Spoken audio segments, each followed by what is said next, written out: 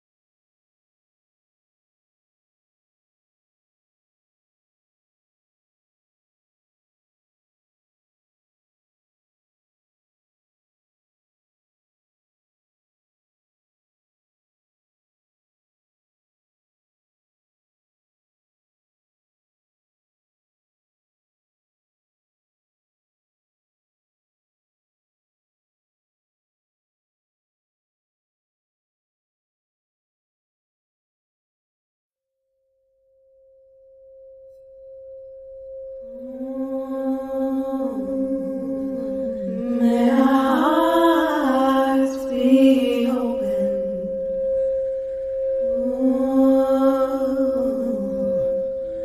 May our hearts be open.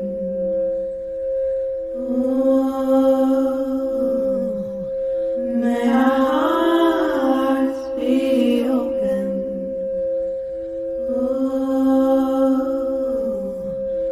May our hearts be open.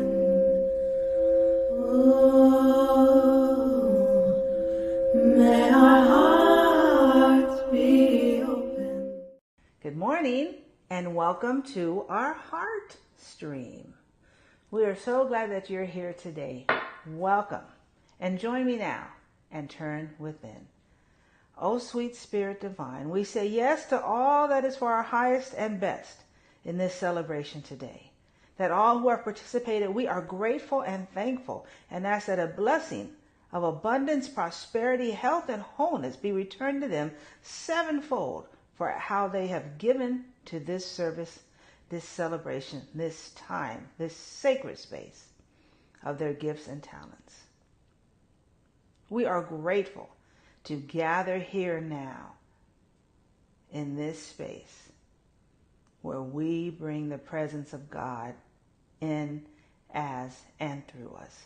And through this time together, may our hearts be knit together. May there be healing, restoration, and transformation, and a blessing upon the messenger, and give us ears to hear and feet to act. Thank you for this Heartstream. Blessings upon this Heartstream, and blessings upon everyone who was here. We are grateful that we know the healing presence of the divine is touching everyone on our prayer list and everyone we hold dear in our heart. Thank you, sweet Spirit. I release this word into the law of love, and so it is. Thank you for being here. Blessings.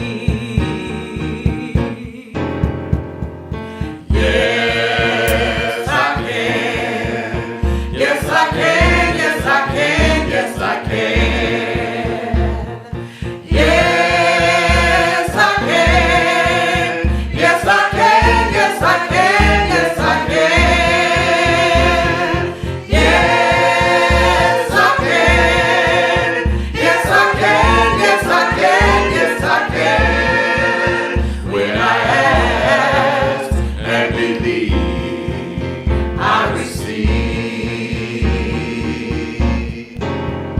I feel it in my heart, I feel it in my soul. I feel it in my heart, I feel it in my soul. I feel it in my heart, I feel it in my soul. When I ask and believe, I receive. Yes, I can. Yes, I can. Yes, I can. Yes, I can. Yes, I can. Yes, I can. Yes, I can. Yes, I can. Yes, I can. Yes, I can. Yes, I can. Yes, I can. When I ask and believe, I receive.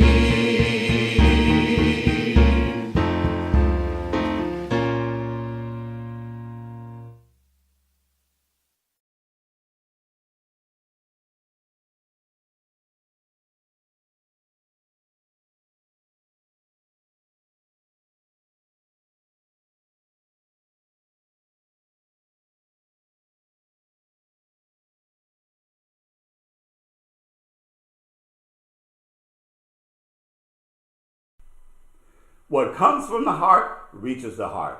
Good morning and welcome to our Heartstream for this Sunday, the first Sunday in May, May the 1st. It's so good to have each and every one of you here with us. I'm grateful for you joining us.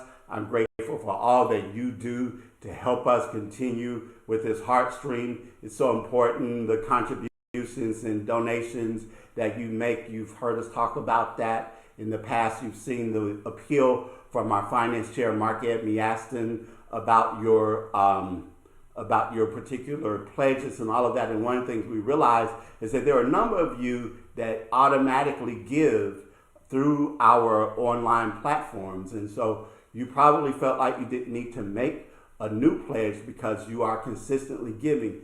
And thank you, thank you, thank you for that. Those of you who are not, this is your opportunity to not only make a pledge, but also to set things up so that you can do that automatic giving as well.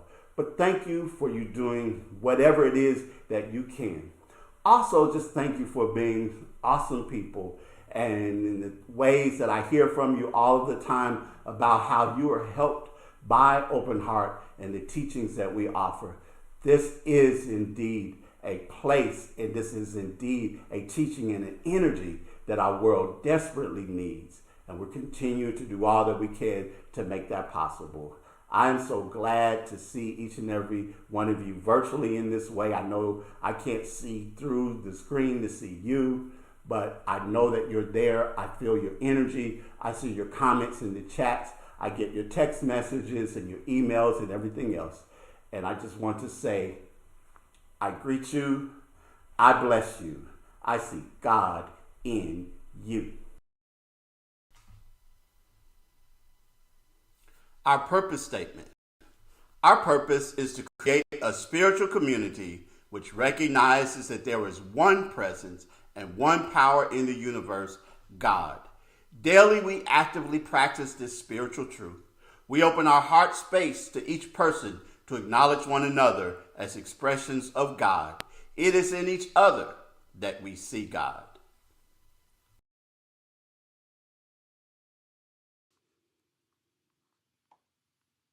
Our theme for the month of May, Live Your Impossible. No matter the appearance, condition, or circumstance, I firmly stand in my truth. Because God is in me, nothing is impossible. I face all things and declare, I'm possible.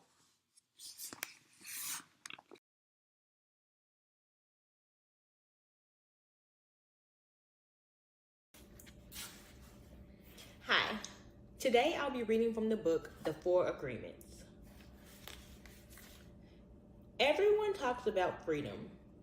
All around the world, different people, different races, different countries are fighting for freedom.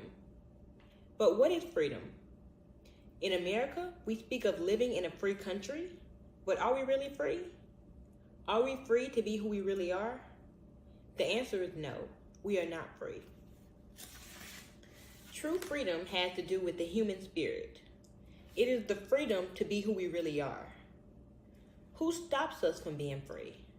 We blame the government, we blame the weather, we blame our parents, we blame religion, we blame God. Who really stops us from being free?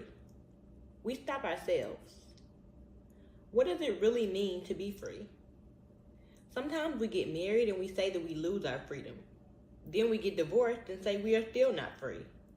What stops us? Why can't we be ourselves? We have memories of long ago when we used to be free and we loved being free, but we have forgotten what freedom really means. If we see a child who is 2 or 3, perhaps 4 years old, we find a free human. Why is this human free? Because this human does whatever he or she wants to do.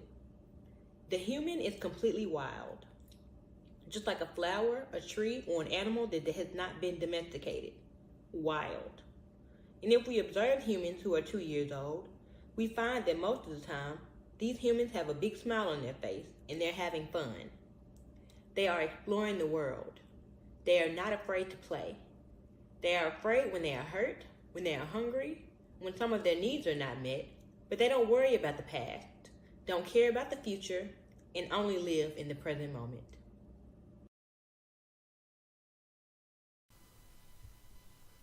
Good morning. These are your announcements. Happy birthday to you. Happy birthday to you. Happy birthday to you. Just have a happy day.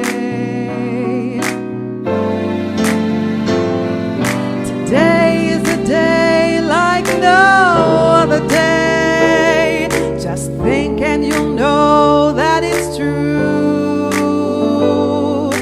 Days like today should be holidays. So I'm singing this message to you. Happy birthday to you. Happy birthday to you. Happy birthday to you. Just have a happy day. Mother's Day is Sunday, May 8th, and our special guest speaker will be Sharice Scott, founder of Sister Reach. Sister Reach is the only reproductive justice organization in Tennessee. The work of Sister Reach now reaches state, regional, national, and international levels. Sharice is a highly sought out public speaker on reproductive justice and other human rights issues, and we are excited to have her. Congratulations to our own Jocelyn Johnson, who was interviewed this week on News Channel 3's Live at 9 program. May 1st is Decision Day for Mid-South seniors headed to college, and Jocelyn, the lead counselor at Power Center Academy High School, spoke about ways to ensure students are well going into their college years.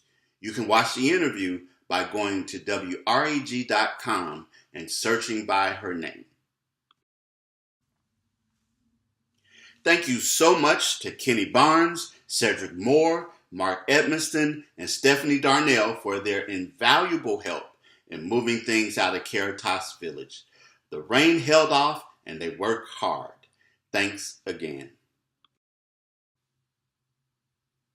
This Thursday is time for another great conversation with Wine and Words. That's right, Thursday, May 5th at 6:30 Central, we will gather together via Zoom to have another lively and informative conversation hosted by Krista Wright Thayer. And her husband Matthew is right in there with her, and even their dog Libby is there on the screen. And we have a great time, and we hope to see you there. You can join us by going to ohsc901.com. At Open Heart, we absolutely believe in the power of affirmative prayer. We hold a space for these persons you see named here. We see you. We see you whole. We see you strengthened and encouraged. We see you recognizing the infinite within that animates and gives life to you and sustains you through all circumstances. And so it is. I'm always grateful to those who provide an affirmative reading. Thank you, thank you, thank you so much. And this is your opportunity to submit a video to Jay Gilmore at Openheartspiritual.org. Our daily affirmative prayer call takes place each and every morning at 8 a.m. Central Time. Dial in as one of our prayer team members shares an inspirational reading and then prays for you, all in about 7 minutes. As always, we're thankful for your gifts. There are 3 ways to give: through our Cash App, to give online at our website, or text the word GIVE to 615-422-4292. Infinite prosperity is mine to share. I am blessed, and we hope that you will continue to share in your prosperity with Open Heart.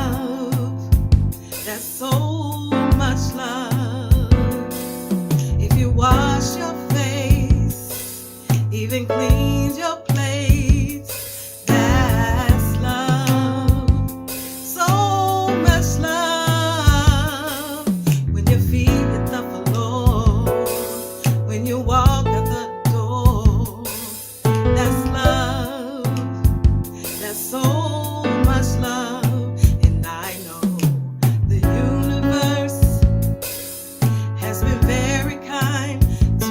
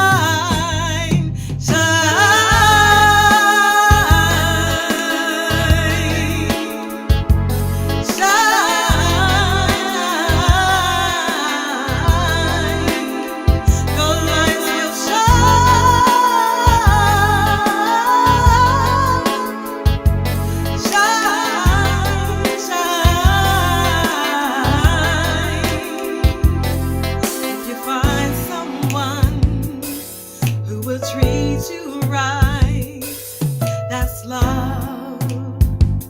That's love. On your darkest day, they love you anyway.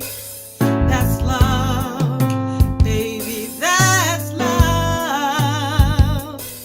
When your blessings arise and you don't know why.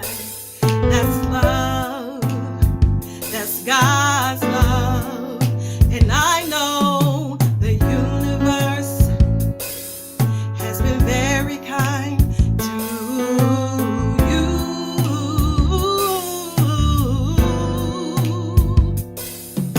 The universe has been very kind to you.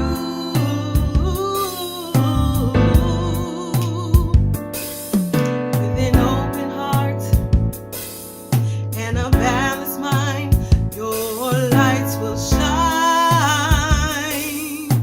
shine, shine,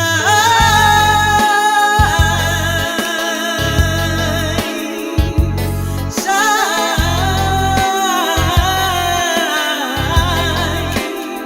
Your lights will shine,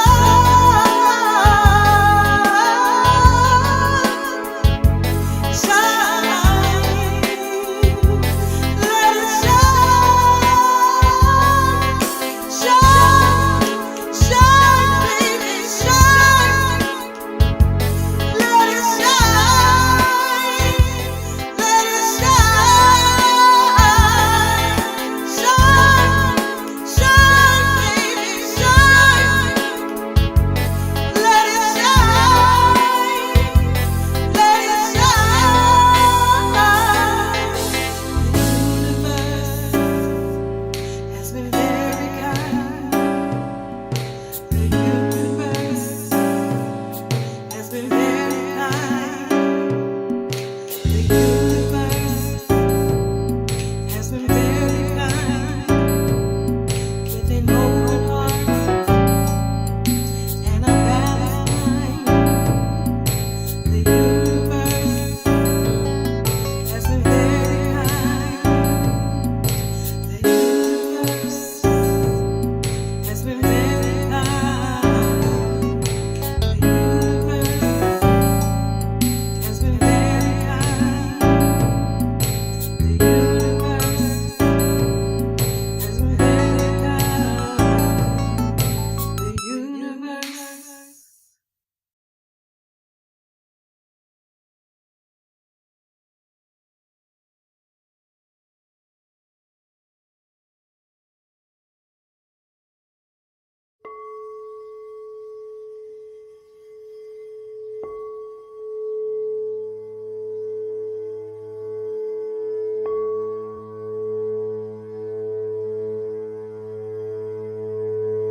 I release control and surrender to the flow of love that will heal me. I welcome you to the centering moment.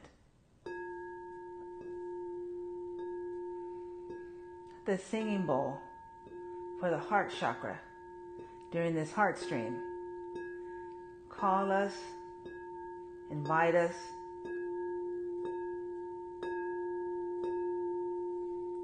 and center us in this sacred space as our hearts are filled with joy for all that has gone before, and our hearts open now to hear the word of the divine speaking to us, in us, and through us.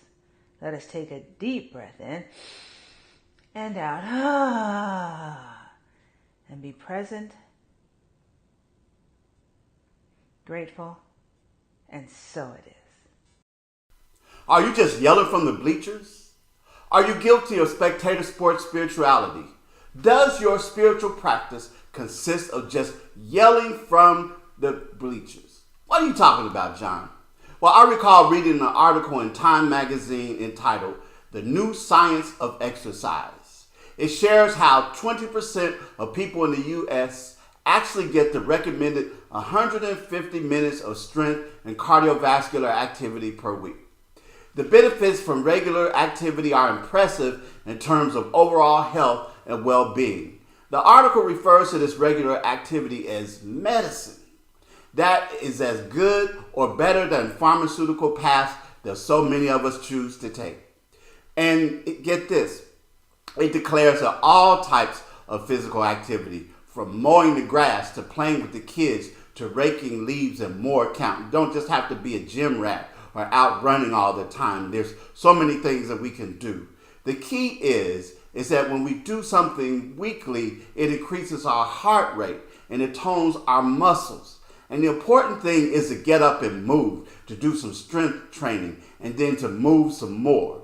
And the quote from 1905 that was in the article, yes, this discussion has been taking place for that long, mentions that for most of us, our activity consists of yelling from the bleachers or being spectators while others actually participate in the activity. And while I think the subject of health and physical activity is important, there is another kind of yelling from the bleachers that I want to discuss this morning. Spectator Sports Spirituality. The New Thought Ancient Wisdom teaching prides itself on being practical, or an approach to spirituality that focuses more on applying its principles to daily living rather than engaging in theory. Much of the early focus in the United States was on healing. So people were constantly incorporating techniques that promoted a healthy body and a healthy mind. If you can recall from the sessions that we did in February and March about the pioneers in New Thought and the women in New Thought, many of them who started the organizations or who were prominent in them, their getting into it was actually about healing. They were able to heal themselves. And so I want to talk about that because, it's not an understatement to say that these days, a lot of people engage in our teaching more as a spectator sport than actually getting in the game.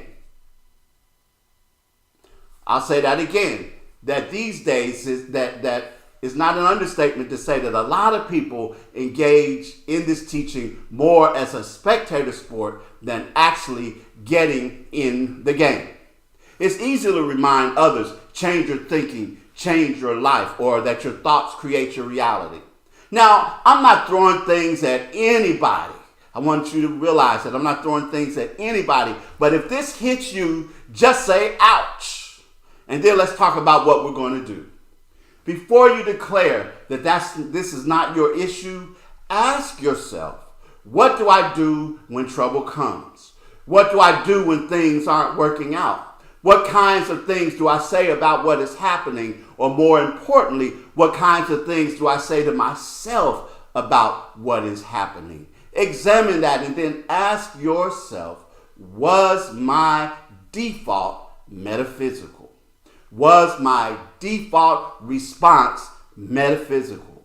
Or did you find yourself getting caught up in appearances or conditions, or subscribing to race consciousness? Race consciousness, is an old metaphysical term for thinking like everyone else. When everybody talks about how bad the economy is and you join in, ooh, yeah, I know what you're talking about. Or when people are saying it's really tough out here, there's so much crime and everything else, and you join in and you begin thinking the way that the group thinks, thinking the way that everybody else thinks, thinking that's race consciousness.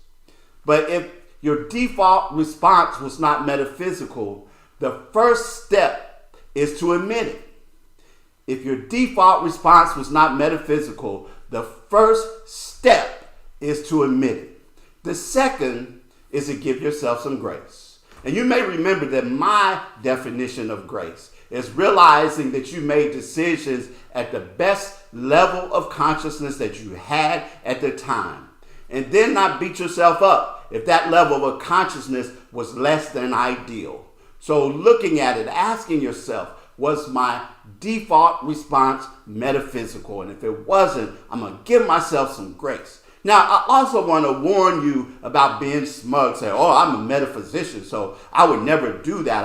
I see things all the time. I know all of this, because it's easy to pay these things, our teachings, lip service. But I think about what the boxer Mike Tyson said, that everybody has a plan until they get hit with the first punch. But the real issue this morning is working these principles.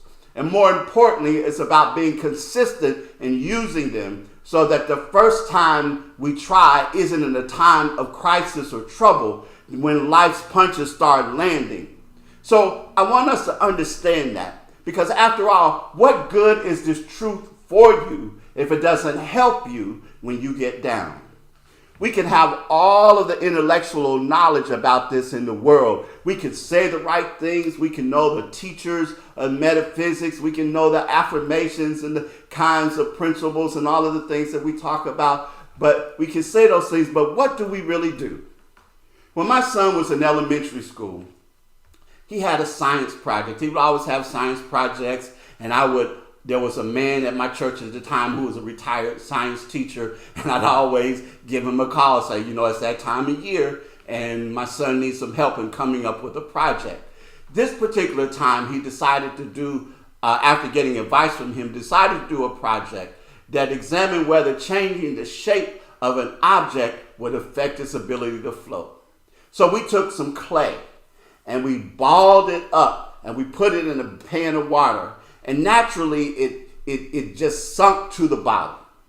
And so the idea for the second test was to take that clay and to shape it so that it remembered a bolt hole and put it in the water, and then it would float.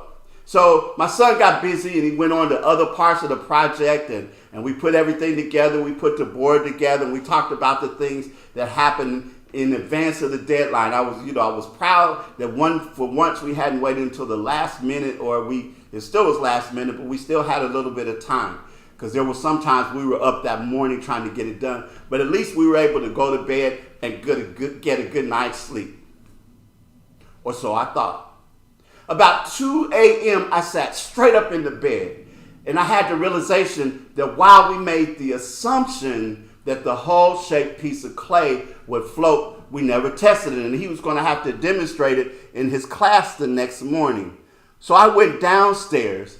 I took the clay that we had shaped into looking like a bolt hole and put it in the water, and immediately, guess what? It sank. So it took a little bit of effort. I had to shape and reshape that piece of clay until it floated. And then the next morning, I told my son about it. And I realized that if I had never tested it, we would have never realized that there were some adjustments that needed to be made when it came time to demonstrate. It would have failed. So that was the thing that I had to do. And that, when I began thinking about that fact and thinking about the principles that we have, it made me ask this question: what do you do when you're put to the test? What do you do when you're put to the test? Because again, what good is this truth for you if it doesn't help you when you're down? And there's some things I want to suggest this morning that we do. One clue is to ask how you felt when trouble came. How did you feel when things begin to happen? And I know that there are some natural responses, some first responses when things happen. I'm not saying that we're supposed to be superhuman people, that, we don't feel anything. We don't have grief and emotions or worry or anger or anything else like that. But how did we feel when things first began to happen? Because you see, we know ourselves physically before we do spiritually.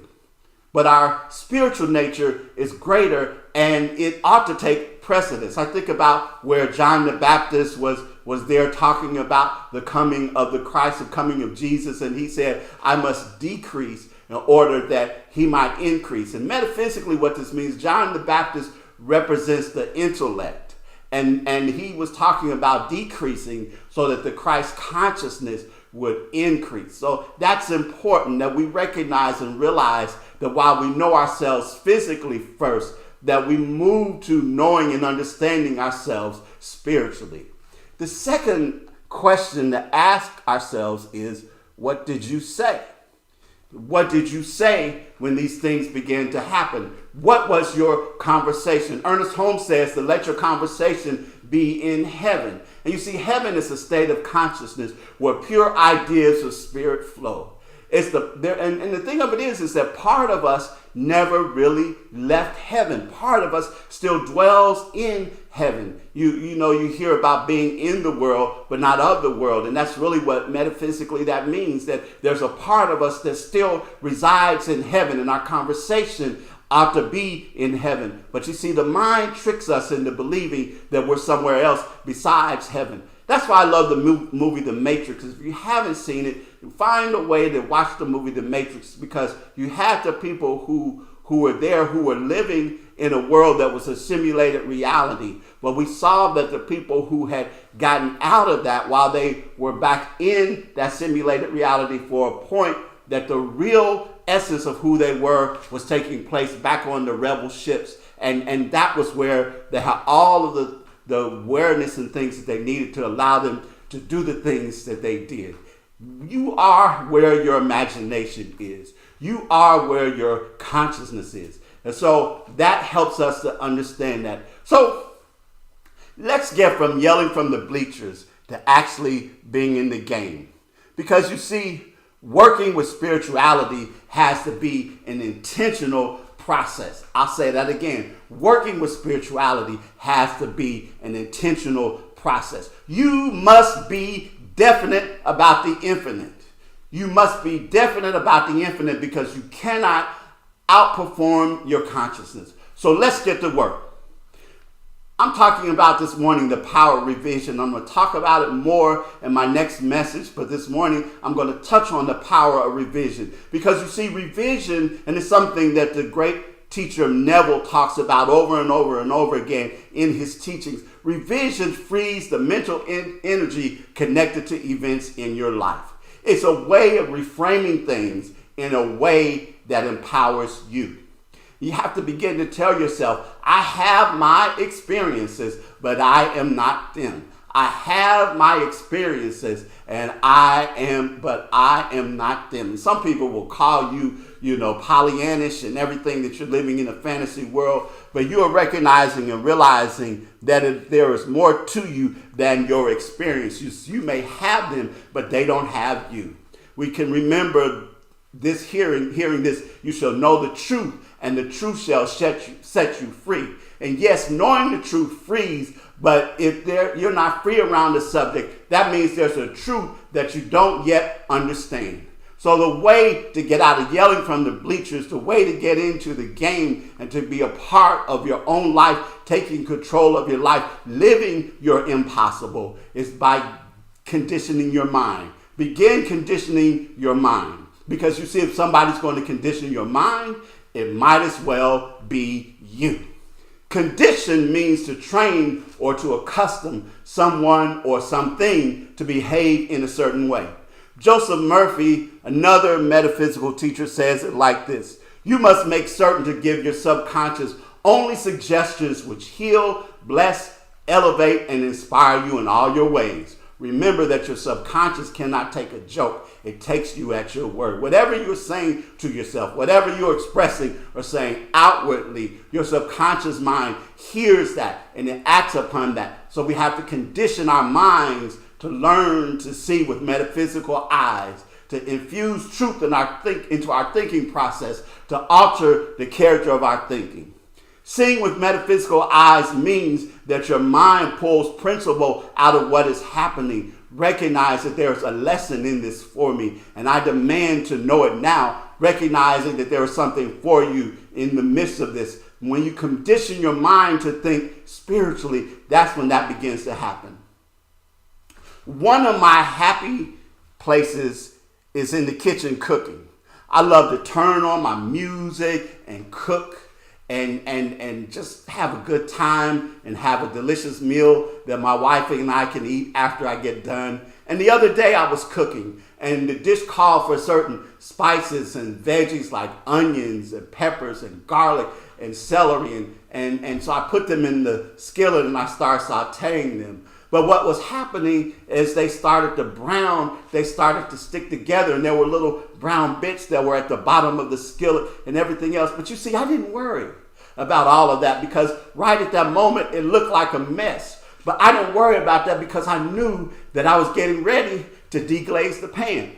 And for those who are not cooks, deglazing the pan means that you add liquid, whether it's stock or water or wine or even butter or something else, that you release the bits from the pan and you get all of that. All of that comes, it stops sticking and it starts to add to the overall flavor. That's in fact how you build flavor for the dish, to deglaze. And so when I'm talking about making your default response metaphysical, it means that when things happen, when stuff starts sticking together and getting messy, you pour your truth into the process. You use something in order to make a difference in what is happening, what is going on. Because again, recognizing and realizing that while things will happen to you, that you are not those things.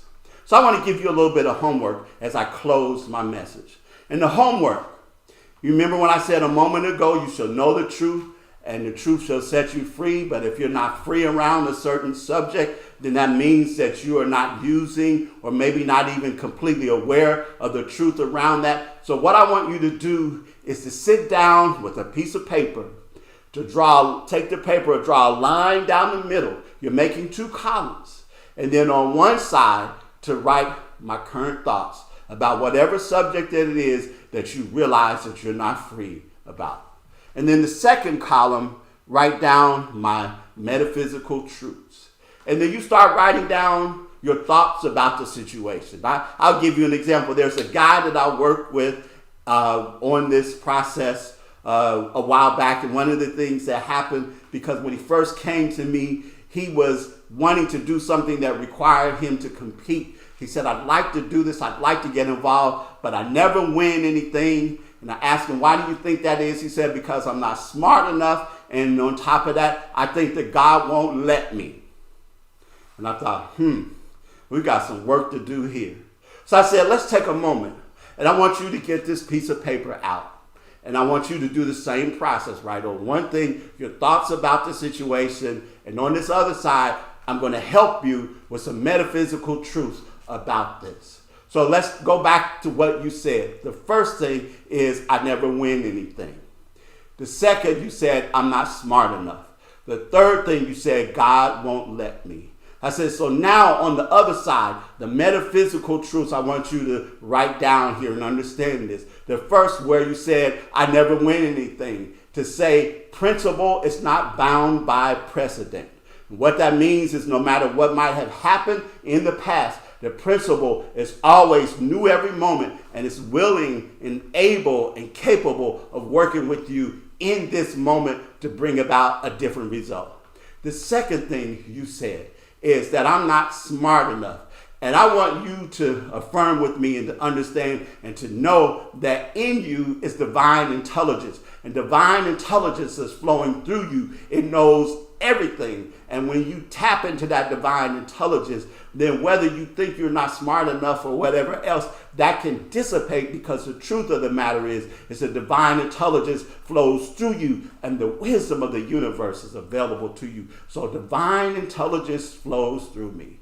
And then the last thing where you said, God won't let me. I want you to write that the universe is always conspiring on my behalf, to understand and to recognize that God always has your best and highest intentions at hand. And when you open yourself and allow that, it happens for you, so that the universe is always conspiring on my behalf. And I said, now on this side where you have your metaphysical truth, those are your affirmations to take and moving forward as you move into this area, as you move into this and the subject and the things come up and you start saying to yourself those things. Pull out, if you need to, your paper and start using those affirmations. As a matter of fact, I want you to start using those affirmations daily. And anytime you find one of those old thoughts coming up, hit it with one of those affirmations. put, if you will, infuse it and deglaze the mental pan in your mind so that you can bring truth into the situation and make things happen. I'm going to talk more about that this month, talk more about how we can change things in our lives, how we can go from yelling from the bleachers to actually being in the game, because working with spirituality must be an intentional process. And when we make that our focal point, when we make that what we're doing with our lives, then we're not just sitting in the bleachers, but we're actually in the game. And not only are we in the game of life, but we are winning, winning, winning. As the song says, all I do is win, win, win. And I want that for you, and I want that for me. And so it is.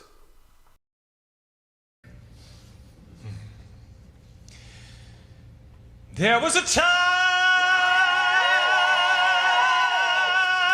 in my life, thought I had to do it all for myself. Didn't know the grace of God was sufficient. I didn't know the love of God was at hand.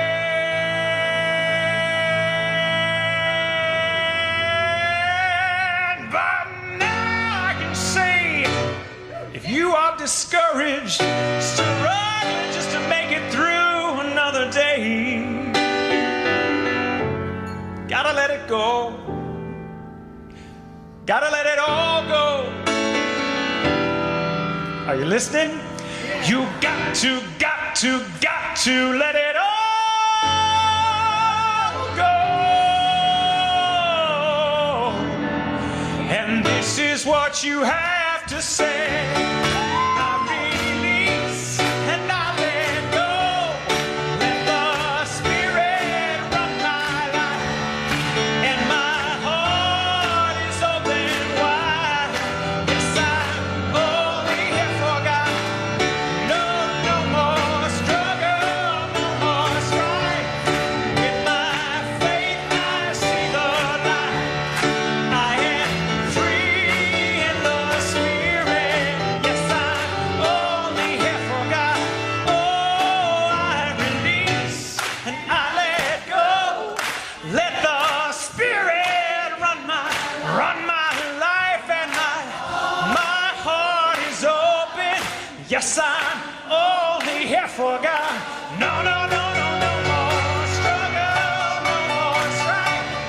With my faith I see the light. I am free in the Spirit.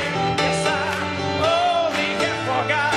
Oh, I release and I let go. Let the Spirit run my life, and my heart is open wide. Yes, I'm only here for God. No more struggle, no more strife.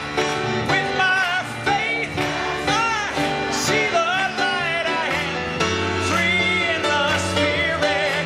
Yes, I'm only here for God. Oh, I am free in the Spirit. Do you want to be free? Then let me hear you say yes. Yes, I